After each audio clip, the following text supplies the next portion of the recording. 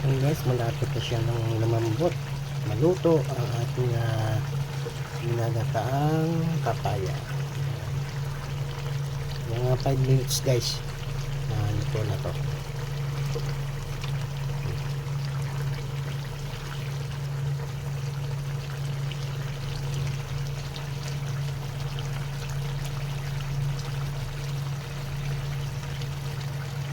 Ayan, malapit na siyang maluto.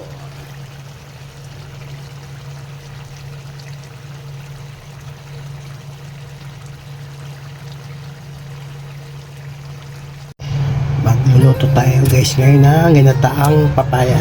Ayan, lagay na natin ating gata.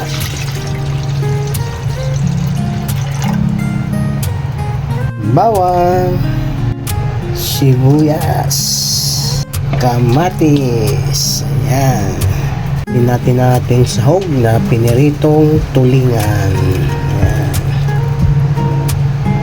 Natin guys ng alamang pampalasa din po yan. Pamintang durog, asin, konting asukal, hindi natin ng konting magic sarap. Ayan. Ayan guys, pakuloyin muna natin ating gata bago natin ilagay yung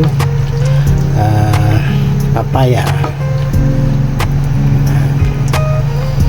Kailangan muna natin pakuluin. Kailangan po natin tabu-tabuin para hindi mamuo ang gata. Ganyan po ang paraan ng binataan kung anong gulay mang ating lulutuin. Kailangan po natin tamu-tamuin ang gata para po hindi siya mamuo.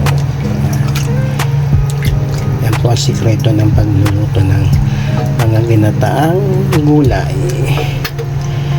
Gulay man o isda, kung ano man gusto nyong gataan, kailangan po natin haluhalingin yung gata para hindi po siya mamuo. Ayan guys, pakulo ng ating gata. Pakulo muna natin siya na kulong-kulo talaga bago natin ilagay yung ating ginayat na ampalaya.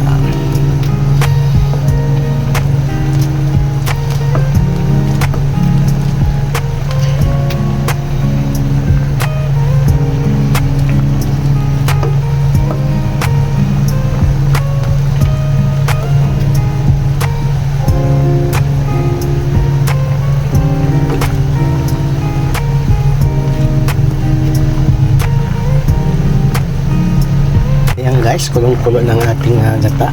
Ayan.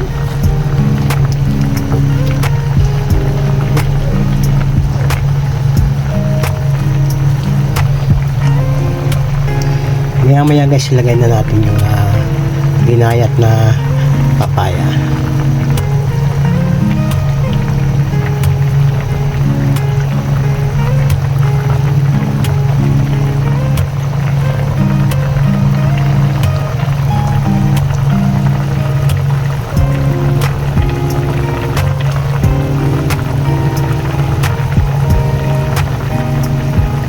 Lagay na natin guys yung ating ginayat na papaya.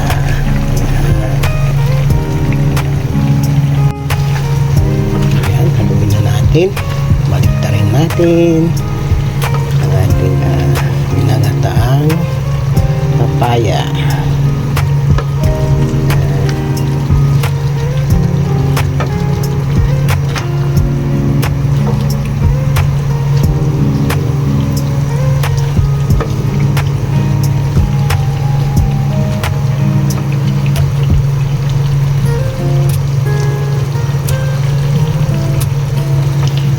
Hayaan na natin guys na kumulo yan at para lumambot ng ating papaya. Hayaan na natin siya yan. Tapos maya balik na rin ulit natin ating tinulutong papaya.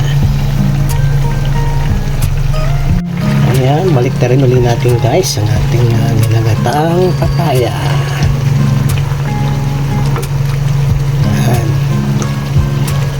Mekos lang yan.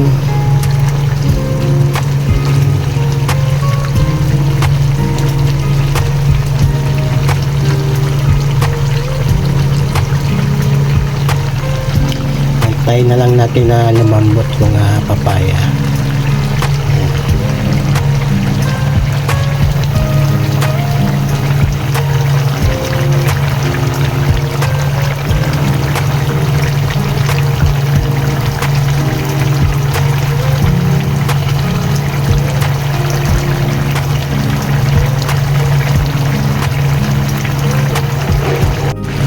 Guys, malapit na siya ng lumambot, maluto ang ating ginagataang papaya. Mga 5 minutes guys, luto na to.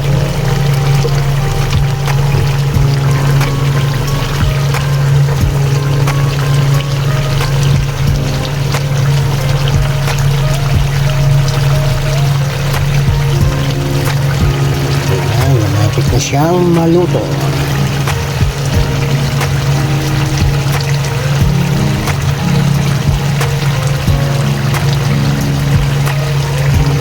Natin ang sili.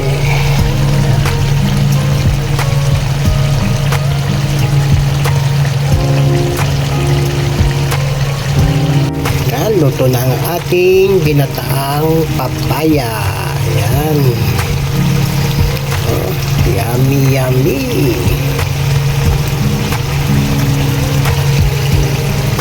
Sarap na naman ang ating kain ito ngayong tanghalian. Ulam namin sa tanghalian to guys, ginataang papaya. Ayan. Ayan, maraming salamat po sa inyong panonood at pagsusubaybay sa aking mga video tungkol sa pagluluto. Ayan, maraming salamat po. God bless us all.